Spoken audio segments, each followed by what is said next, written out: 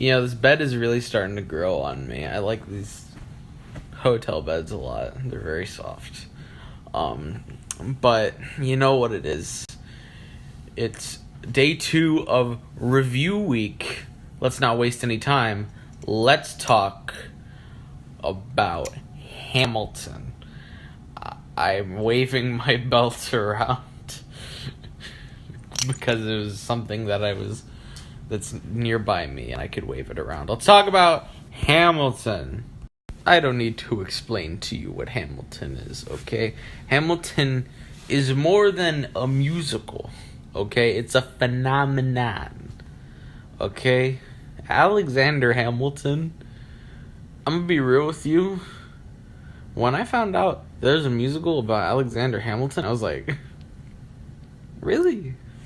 Like, of all the historical figures you could pick, like, of all the founding fathers, you had to pick the one that no one knows anything about? Like, because I knew who Thomas Jefferson was. I knew who James Madison was. I knew who George Washington was.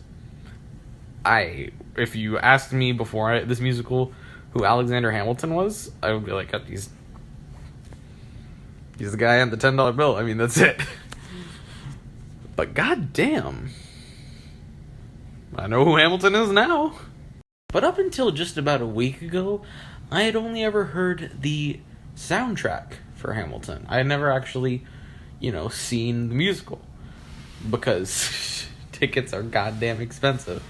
But, of course, I went to New York. I went to the Richard Rodgers Theater. And it was an original cast because they've all moved on into their own things. But I got to see Hamilton in the original Broadway theater. And it was a moving experience, to say the least. First thing you gotta understand is that if you've listened to the soundtrack, there's not very much in the musical that isn't on the soundtrack. Like, for real, you could almost describe this as like a rap opera. Just based on the virtue of it pretty much just being all songs. Like, back to back. There's like 2 parts that aren't on the soundtrack. The first one is between Dear Theodosia and Nonstop. There's a bit where they discuss John Lawrence's death in the Revolutionary War. And the second thing is right before the story of tonight. They're like Mulligan and Lafayette each have one line, and that's all that isn't in the soundtrack. Like, I'm serious. Like, it's pretty much the soundtrack is what you get with Hamilton. And again, there's so much to the stage performance that you just don't get from listening to it. Like, okay, first of all, Burr is actually a lot more hilarious in person. His characterization is just so sassy. There's a lot of sass in his lines that you just don't pick up when you hear it on the soundtrack. Like, I can't exactly pin specific examples. And Skylar Defeated, when he's taken the Senate seat and he's just sassing Hamilton. Oh, that part's fucking hilarious. And Burr kills it too. The person who played Burr, I don't know his name for the life of me, but he did a really good job, especially in The Room Where It Happens, which is like his big number. It's beautiful. The girl who played Eliza was just so fantastic.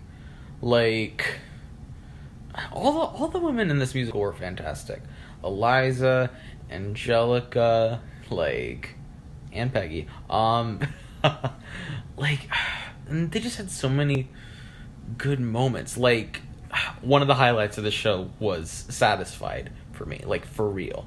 Just the way that they do that song on the stage with, rewinding time and, flashing back to the events of, Helpless. It's just, it's so good. Oh, and Burn. Okay, Burn is another thing. Burn is so cool what they do with it. So they waft the scent of smoke. Eliza burns letters, and then they waft the scent of smoke through the theater. And it just it just really adds a little touch of emotion to that scene. And that's really what I would say is the benefit of going to see this musical, is there's so much visual storytelling that adds to the story and the experience. It's just incomparable. Let me tell you something. I cried. Like, I don't cry when I watch things, but I cried while I was watching Hamilton. It was so powerful, especially, it always gets me every time. Who Lives, Who Dies, Who Tells Your Story. When they start talking about the orphanage, it's like I know it's coming, but it still hits me. And it hit me on stage too hard. Oh, God. Well, what else do I gotta say?